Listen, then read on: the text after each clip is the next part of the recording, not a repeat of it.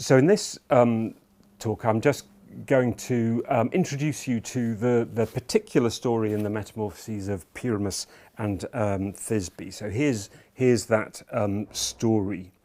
Two young people live next door to each other and have fallen in love with each other, but they're forbidden to meet by their parents. What they do is communicate through a crack in the party wall, which is the wall that's between their two houses, and through the wall they arrange to meet at night outside the city of Babylon. Thisbe reaches the rendezvous first, but a lioness appears and scares her away. And when Thisbe drops a piece of clothing as she runs away from the lioness mauls it and covers it with blood. Now then, Pyramus turns up, and he concludes, because he sees this bloodied piece of clothing, that Thisbe has been killed by the lioness. And in despair, he kills himself. Then Thisbe comes out of her hiding place, finds Pyramus dying, and kills herself.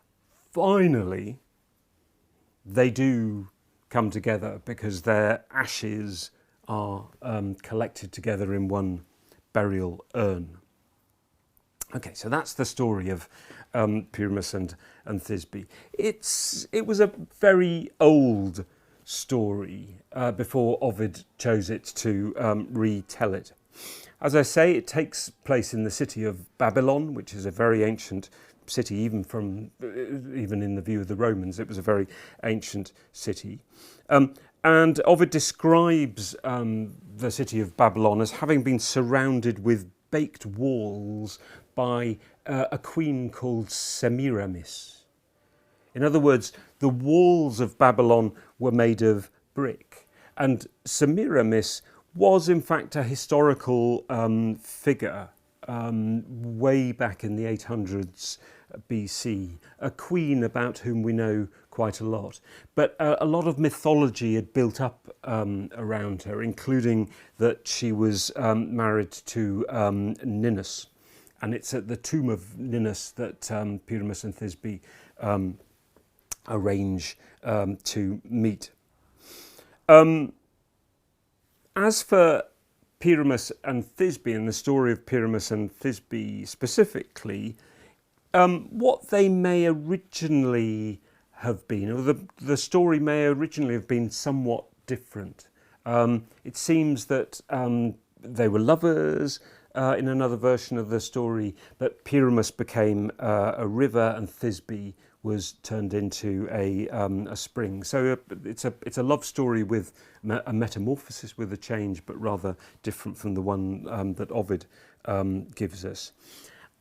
And this tells us something quite important about what Ovid is doing in the Metamorphoses. When we think of myths, we tend to think of kind of particular versions of stories. But the truth about the stories that people tell about themselves, myths, is that they're naturally very variant. There are lots of variants of myths going around the place.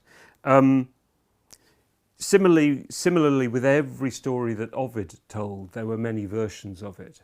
But we only think there is one version because Ovid's version of it was so well told that it becomes definitive. It becomes the story of Pyramus and Thisbe because he told it so memorably. Well then, it might be worth thinking a little bit about what makes Ovid's story so compelling. One thing is that it is a love story, and one thing about love stories is that if it's a love story, we tend to care about the protagonists, about the leading characters in the story. We sympathise with them. It's also a fairly classic story form, Pyramus and Thisbe, because it hinges on an error that leads to disaster. The error of Pyramus that makes him think that Thisbe's been eaten by the lioness.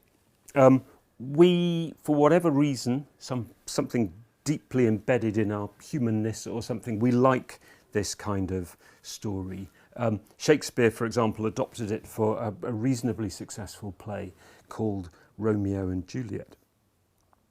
Another thing to say about Ovid's story is that it's, in certain respects, a credible story, a story one can believe. Above all, the psychology of the two lovers seems quite plausible to us. When, for example, he says that it blazes the more it is hidden. In Latin, quoque magis tegitur, tectus magis aestuat ignis. That seems quite true to us, and it's typical of Ovid that he combines quite outlandish stories with quite plausible human explanation of things.